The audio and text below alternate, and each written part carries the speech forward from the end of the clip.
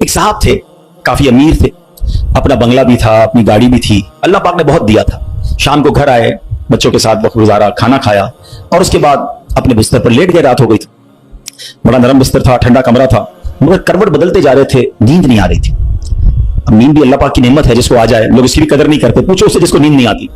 اب کافی دیر تک کروٹ بدلنے لگا کہ پتہ نہیں کیوں نیند نہیں آ رہی, چلو آج تھوڑی سی فریش ایئر لیتا ہوں, شاید نیند آ جائے. گھر سے باہر نکلے, گاڑی سٹارٹ کی اور آگے چلتے رہے اور گھومنے لگے گلیوں میں. اچانک ایک مسجد نظر آئی اور مسجد کا دروازہ کھلا نظر آیا. کہ چلو یار ایسے ہی گھوم رہا ہوں, ذرا مسجد کے اندر چلا جاتا ہوں, وضو کر کے کچھ 2 رکعت نفل پڑھ لیتا ہوں. مسجد کے باہر گاڑی پارک کی, وضو کیا, مسجد کے اندر داخل ہوئے تو جیسے ہی مسجد کے اندر گئے پوری مسجد خالی, مگر ہلکی ہلکی کہیں سے رونے کی آواز آ رہی. رات کو اس وقت کون ہے مسجد میں اور کیوں رو رہا ہے؟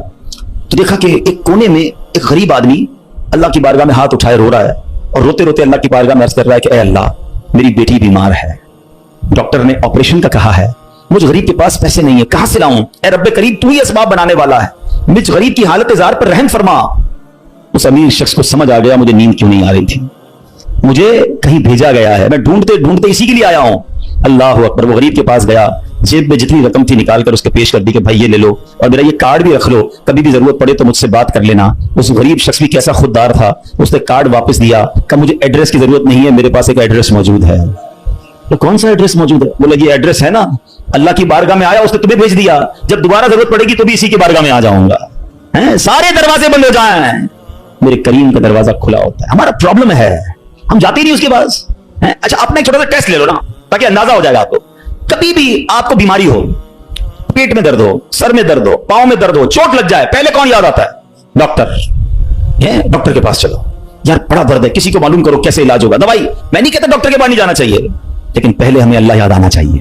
اے اللہ تو شفا دینے والا ہے, کرم کر دے مالک. کاروبار میں نقصان ہوا, فیملی میں پرابلم ہوا, واٹ ایور پرابلم, سب سے پہلے ہمیں دنیا والے سورس, وکیل, پولیس, یہ یاد آتے ہیں.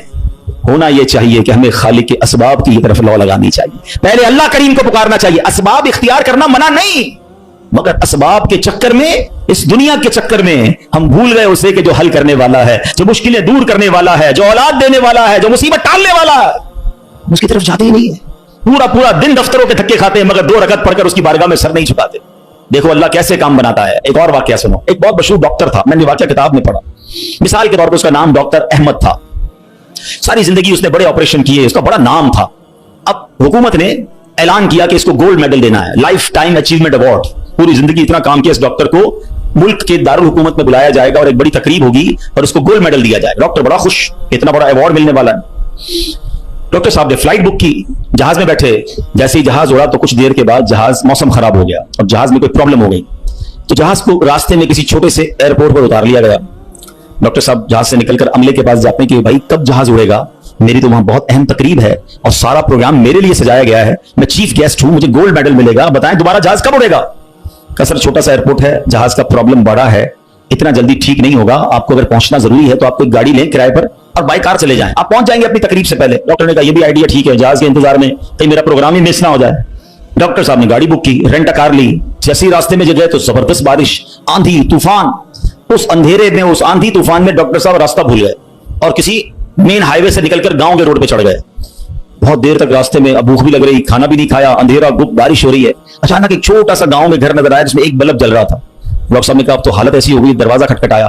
ایک بوڑھی عورت نے دروازہ کھولا, کب ماں جی کچھ کھانے پینے کو ملے گا, بہت بارش ہو رہی, تب بیٹا اندر آ جاؤ. وہ اندر چلا گیا, ماں جی نے بڑی محبت سے اسے پانی بھی دیا, کچھ کھانے کو بھی دیا. تھوڑی سانس میں آئی تو ڈاکٹر نے دیکھا کہ برابر میں بستر پر ایک نوجوان لیٹا ہوا تھا. اب ماں جی یہ کون ہے؟ تب بیٹا میرا بیٹا ہے. کیا ہو گیا ایسے؟ کہ اس کو بہت بڑی بیماری ہے. ماں جی علاج کیوں نہیں کرواتی؟ ماں جی کہتی میں نے گاؤں کے ڈاکٹر کو دکھایا ہے, ڈاکٹر کہتے ہیں ہمارے وطن میں ایک ہی ڈاکٹر ہے جس کا نام ڈاکٹر احمد ہے, وہی اس کا علاج کر سکتا ہے. مگر بیٹا میں غریب ماں ہوں, میں اپنے بیٹے کو کہاں سے ڈاکٹر احمد کے پاس لے جاؤں, نہ پیسے ہیں نہ کرایہ ہے. بس روز اللہ سے دعا کرتی ہوں, اے اللہ تو کارساز ہے, میرے بیٹے کو شفا دے دے یا ڈاکٹر احمد کے پاس پہنچا دے. ڈاکٹر احمد رونے لگا, کہتا ہے ماں جی میں ہی ڈاکٹر احمد ہوں اور اللہ نے مجھے تیرے گھر پہ بھیج دیا ہے.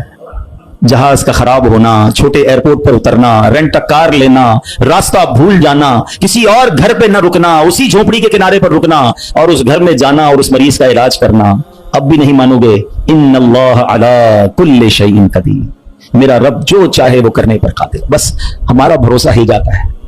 हम समझते हैं दुनिया वाले साथ देंगे, हम समझते हैं दुनिया वाले मसला, अरे दुनिया वाले तो दुख ही दुख देते हैं।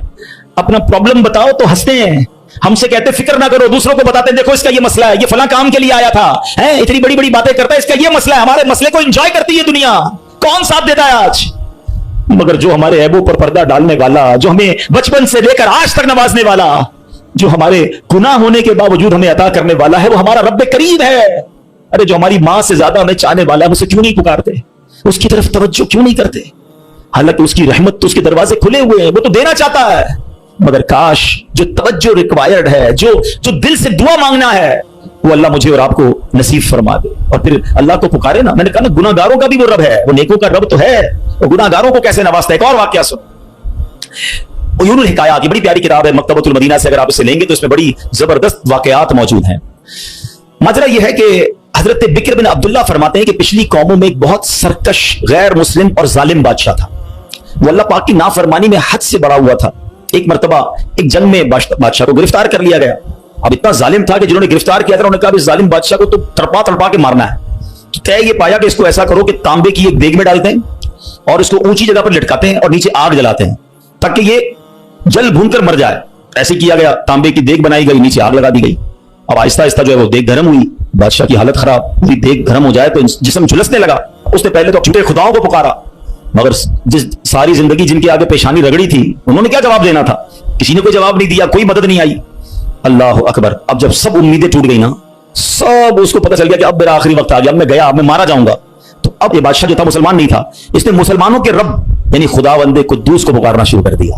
वो कहता है या अल्लाह या रहमान या रहीम मदद फरमा दे, और बुलंद आवाज से ला इलाहा इल्लल्लाह पढ़ना शुरू कर दिया। अब बादशाह ने इस मुश्किल घड़ी में अल्लाह से तौबा भी की कि अल्लाह मुझे माफ कर दे और बस मुझे बचा ले, अब मैं तेरी इबादत करूंगा, अब तक जो किया मुझे माफ कर दे। बुलंद आवाज से ला इलाहा इल्लल्लाह। उस देग में बैठा हुआ है, नीचे आग लगी हुई है। देखो करीम ने उसकी पुकार कैसे सुनी कि बारिश बरसना शुरू हो गई। जैसे बारिश बरसी तो वो आग बुझ गई, तो वो गर्मी तो ऑलमोस्ट खत्म हो गई, लेकिन फिर इतनी तेज हवा चली कि वो देग रस्सियां तोड़ाकर देग ही उड़ने लगी। अच्छा, वो बादशाह ला इलाहा इल्लल्लाह की आवाजें बुलंद कर रहा है और देग उड़ रही है।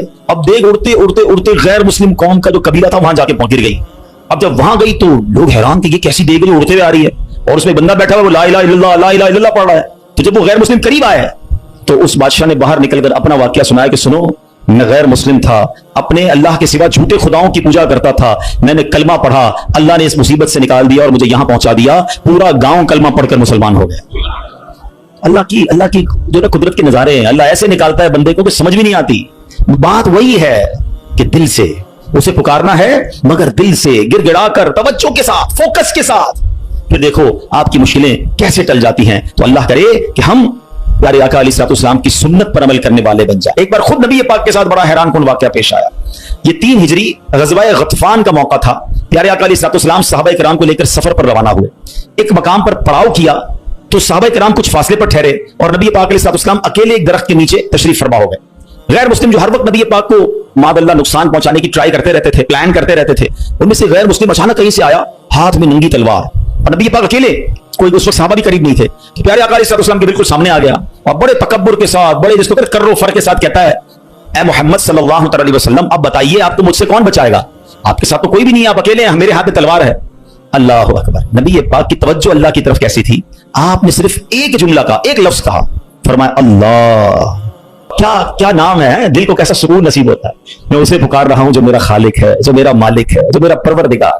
पुकारा करो उसे, नाम लिया करो उसका, कहो अल्लाह अल्लाह अल्लाह अल्लाह, पुकारो उसे अल्लाह अल्लाह अल्लाह अल्लाह। हाय हाय हाय, नबी पाक की जबान से लफ्ज अल्लाह निकला, वो गैर मुस्लिम तो कांपने लग गया, तलवार उसके हाथ से छूट गई। अब नबी पाक ने तलवार उठाकर कहा, अब बताओ तुम्हें मुझसे कौन बचाएगा? थोड़ी देर पहले तो वो कह रहा था ना आपको कौन बचाएगा, अब आका के हाथ में तलवार है सल्लल्लाहु अलैहि वसल्लम, अब बताओ तुम्हें कौन बचाएगा? वो कहता है हुजूर मुझे बचाने वाला तो कोई भी नहीं है, वो मुसलमान तो था नहीं। नबी पाक अलैहिस्सलाम ने उसकी बेकसी पर रहम फरमाया, उसे माफ कर दिया। आए हाय, नबी पाक के ऐसे आला अखलाक देखिए, वो कलमा पढ़कर मुसलमान हो गया। दुश्मन आ जाए तो चादर भी बिछा देते हैं, हम माफ करेंगे। जान लेने आया था, आका ने उसे माफ किया। हमारे मिजाज के खिलाफ बात करते, सारी जिंदगी दुश्मनी ले लेते, मुझे गाली दी, मुझे बुरा भला कहा, मुझे नुकसान पहुंचाया, कब तक बदले लेते रहोगे यार? हैं? नबी ये पाक के उम्मती हो तो माफ करना भी तो सीखो। आका अलैहिस्सलाम जानी दुश्मन को माफ कर देते, हम अपने भाई को माफ करने के लिए तैयार नहीं होते। नहीं मैं नहीं जाऊंगा भाई के घर, हम नहीं जाते फला रिश्तेदार के घर, हम नहीं बुलाते किसी को दावत में। छोटी छोटी बातें हैं, कभी दावत नहीं दी थी आपको इस वजह से, कभी सीधे मुंह बात नहीं कर सके, आपको वेलकम नहीं कर सके, आपको तोहफा नहीं भिजवाया, इतनी छोटी बात पर आपने रिश्तेदारियां खत्म कर दी। और एक तरफ कहते हो कि नबी पाक के उम्मती, आका के गुलाम। अच्छा नाते सबको याद हैं? याद करो ना, नबी पाक की सुन्नत पर तो अमल करो, किसी को तो माफ करो। बंदा कहता मैं बताता हूं, मुझे गाली दी है, अब मैं बताता हूं। वो एक गाली देता है, इधर से 7 गालियां जाती हैं। और सही बात यही है, जो कहते हैं ना मैं बताता हूं, वो वाकई बता देता है वो कौन है, उसके अंदर कितना गंद भरा हुआ है। अगर वो आपके साथ बुरा कर रहा है तो आपको किसने इजाजत दी है बुरा करने की? एक अजीब सा जुमला मशहूर कर दिया गया है कि जनाब हम शरीफ के साथ शरीफ हैं, बदमाश के साथ बदमाश हैं। मुझे आज तक समझ नहीं आया कौन सा बटन लगा हुआ है आपके अंदर भाई। शरीफ के साथ शरीफ होते हो, बदमाश आता है, आप भी बदमाश बन जाते हो, तो फिर तो आप भी बदमाश हुए ना भाई। शरीफ आदमी शरीफ के साथ शरीफ होता है, बदमाश के साथ भी शरीफ होता है, तभी तो बदमाश की इस्लाह होगी ना, मुसलमान हुआ ना ये शख्स। नबी पाक ने माफ कर दिया, तो खुदारा आका की सुन्नत को अदा करें। और जैसी भी मुश्किल, जितनी बड़ी मुश्किल हो, आप बस दुआ करें, अल्लाह को पुकारें, अल्लाह को याद करें, तवज्जो अल्लाह की तरफ जाए। अच्छा एक और चीज, एक और टेस्ट करते हैं। कोई नुकसान हो गया है, कोई तकलीफ हो गई, आप हमारी हम जिस जनरेशन के, मैं जिस जनरेशन का हूं, शायद अब तो ऐसा नहीं है, जो बुजुर्ग बैठे उनसे पूछें कि हमारी माएं या हमारी नानी दादी बच्चे को सुलाती थी तो जिक्रुल्लाह करके सुलाती थी, हैं? आमीना बीबी के गुलशन में कैसे पढ़ती थी? आमीना बीबी के गुलशन में आई है ताजा बहार, पढ़ते हैं सल्लल्लाहु वसल्लम आज दरो दीवार। नबी जी अल्लाह अल्लाह अल्लाह ला इलाहा हो अल्लाह अल्लाह अल्लाह ला। रात बच्चे को सुला रहे हैं तो जिक्र इलाही हो रहा है, नाते सुनाई जा रही हैं, बच्चे को कुछ लग जाए तो हस्बी अल्लाह या अल्लाह खैर है।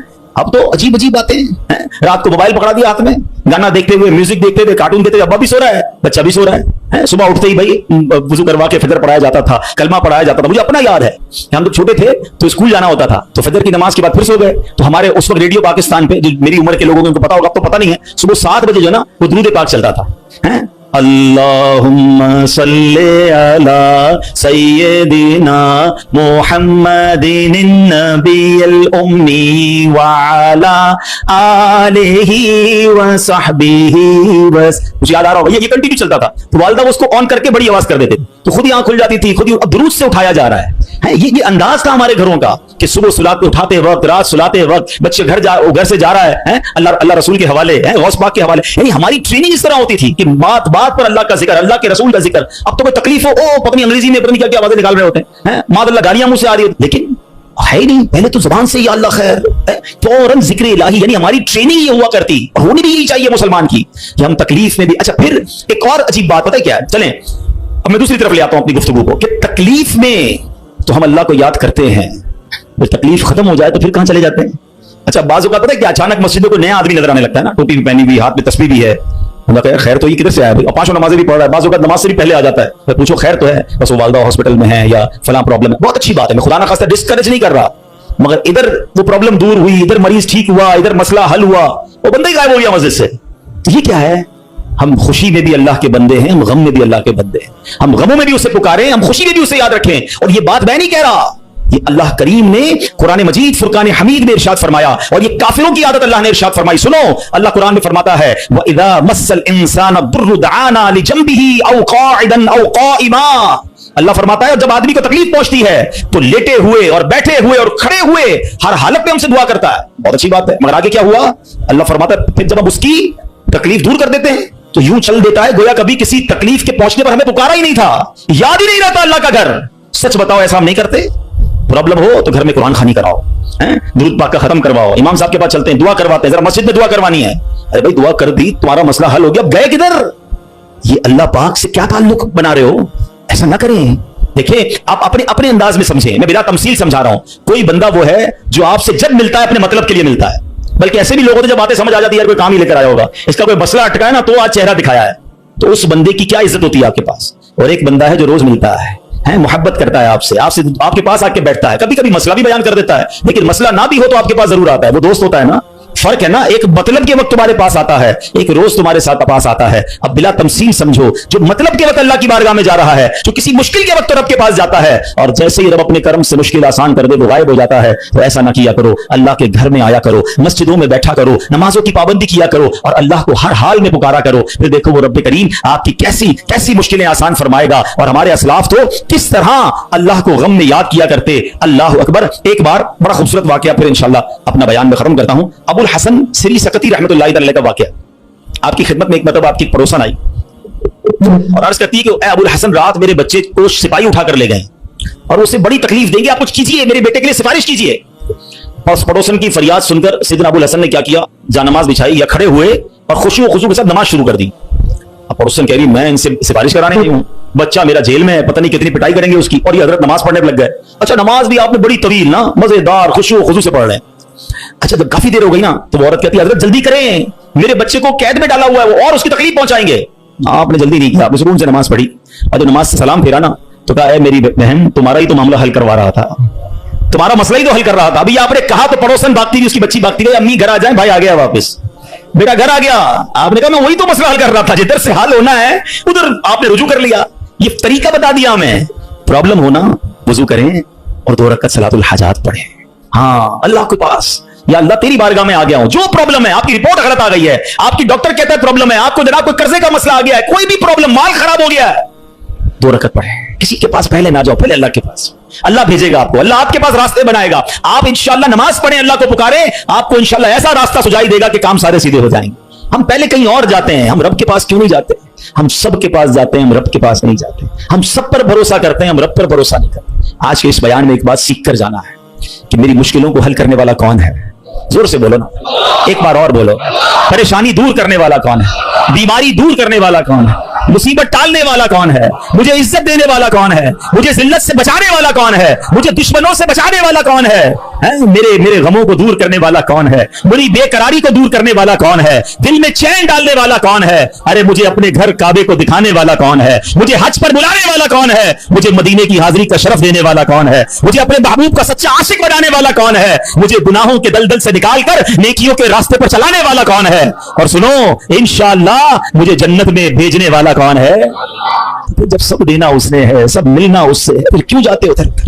उसका दर थाम लो, उससे मोहब्बत करो, उस पर यकीन करो और उससे पुकारो. मैंने आज आपको कुरान के जरिए, हदीस के जरिए, वाकयात के जरिए समझाया कि जब जब उसे पुकारा गया है उसने अपने कर्म के दरवाजे खोले हैं और उसने मुसीबतों को हल कर दिया है. हाँ कभी कभी ऐसा जरूर होता है कि मैं जो मांगू वो मुझे नहीं मिलता, मैं जो मांगू उसमें लेट हो जाता है. अब उसमें शैतान दिमाग में ख्यालात डालता है, सारी बातें तो मौलाना साहब ने कर दी, मगर मैं तो बहुत सालों से दुआ कर रहा हूं, मेरा तो मसला ही हल नहीं हो रहा. मैं तो रो रो के दुआ भी करता हूं, तहज्जुद में भी दुआ की, काबे के सामने जाकर भी दुआ करके आया, फलां बहुत बड़ी नेक शख्सियत से भी दुआ कराई. हाँ अब ये वसवसा भी आज समझ लो, इसको हल कर लेते हैं ना. अल्लाह से हर हाल में मोहब्बत करनी है, ठीक है.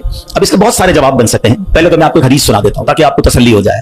हदीस पाक में आता है जिसका मजमून है कि जब कोई फाजिर, फासिक, गुनाहगार, काफिर अल्लाह को पुकारता है ना तो अल्लाह फरिश्तों को फरमाता है इसका काम जल्दी कर दो, मुझे इसकी आवाज पसंद नहीं आ रही है. और जब कोई अल्लाह का प्यारा उसे पुकारता है ना, अल्लाह फरिश्तों से फरमाता है अभी इसका काम ना करना, इसको और पुकारने दो, मुझे इसका पुकारना पसंद आ रहा है. सच बताओ ना, मैं मांगू और मुझे मिल जाए ये अच्छा है, या कभी जिंदगी में तो कोई एक ऐसी दुआ कर लूं कि अल्लाह जिब्रील से फरमाए कि जिब्रील इसका काम ना करना, इसको और पुकारने दो, इसको और गिड़गिड़ाने दो, मुझे इसका गिड़गिड़ाना पसंद आ रहा है. मेरी तो जिंदगी वसूल हो गई ना कि मेरा पुकारना अगर रब को पसंद आ रहा है तो मुझे और क्या चाहिए. पंजाबी शायर कहते थे जे सोना मेरे दुख में राजी, मैं सुख नू चुल्ले पावा, फिर मुझे करना क्या है सुख को अगर मेरा मालिक मेरे दुख में राजी है. अरे रब राजी है तो सब राजी है. पहले तो ये यकीन लाओ ना अपने अंदर. फिर दूसरी बात, चलो लॉजिकली एक तो हदीस सुना दी, ताखीर में वावेला ना किया करो, क्या मालूम तुम्हारे लिए अल्लाह की तरफ से कुछ और इससे अच्छा लिखा हो.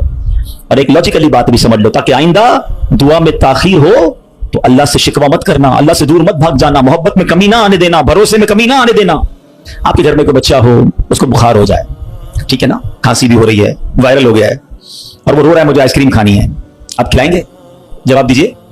अच्छा वो क्या ठंडा पानी जूस पीना है, पिलाएंगे?